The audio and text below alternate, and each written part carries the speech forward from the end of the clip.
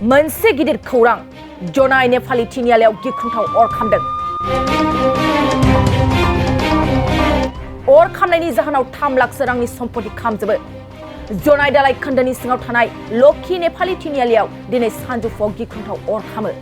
खौरां मोननाय बादिब्ला गिबियाव जनाय लक्ष्मी नेपाली तिनियालिनि आब्दुल आलीनि गंसे हटेलनि ओंखाम संग्रानिफ्राय अर नांजेनदोंमोन। गोबां गोसायै अरा खामदोंब्लाबो जायगानि सुबुंफोर आरो अर खोमोरग्रा हानजा आरो पुलिसा अरखौ खोमोरनो हायो। मख'नो गोनांदि दिनै एबा रबिबार खालि बेलासिनि 3 रिंगासोआव मोनसे गिख्रंथाव अर खामनायनि जाहोनाव हटेलनि गासैबो मुवा बेसादफ्रा खामजोबो। बे गिख्रंथाव अर खामनायावनो 3 लाख रांसोनि सम्पतिया खामनानै हांगार जानायनि सन्देह खालामनाय जादों।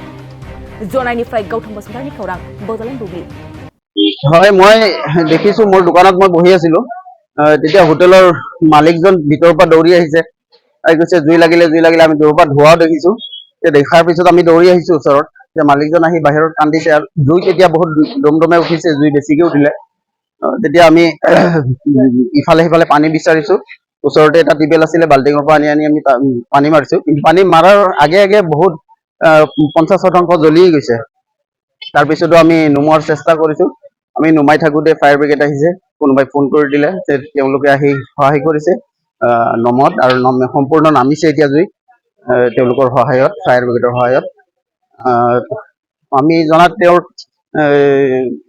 2 পৰা 3 লাখ সম্পত্তি জ্বলিছে, 3 লাখ মান হ'ব ঘৰে চৰে লৈ। সম্পূৰ্ণ বস্তুৱেই জ্বলিছে, বনোৱা আচবাব, আলমাৰি, বেঞ্চ, চকী ইত্যাদি। হোটেল আছিলে এইখন।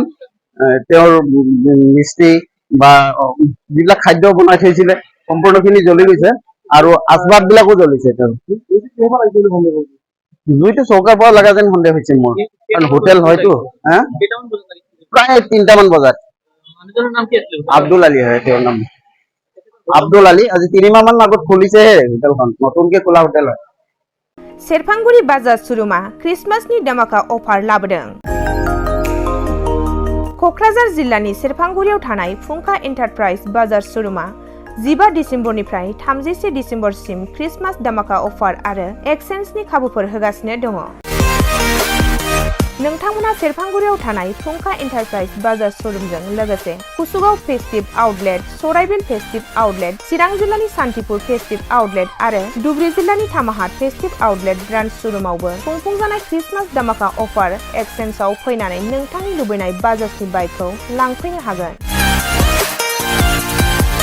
बाजाजनि बाइक सालायनो मोजां मोनग्रा रायजो राजाफोरनो फुंखा एन्टारप्राइज बाजार शोरूमा लोगोसे मोजां अफारफोरबो लाबोदों। बेफोरनो जाबाय 90% लन, गंनै हेलमेट फ्रि, केस होनानै बाइक बायगिरिफोरनो 1000 रां केशबेक हरफिननाय जागोन आरो क्रिसमास धमाका अफार एक्सचेन्जजों लोगोसे बाइक बायगिरिफोरनो गांसे ब्लेंकेट फ्रि हरफानाय जागोन। फुंखा एन्टारप्राइज बाजार शोरूमा आरो मोजां खाबुबो होबावदों। 500 रां होग्रोनानै गोसोबायदि बाइकखौ आवग्रिना दोननो हागोन आरो गासै गारिजों लोगोसे मोनफा-मोनफायै एसुइट गिफ्ट हरनाय जागोन। आबुङै मिथिबावनो थाखाय 8158726656 आरो 9101547892 जानबुं नम्बराव खौरां लाहरनो हागोन।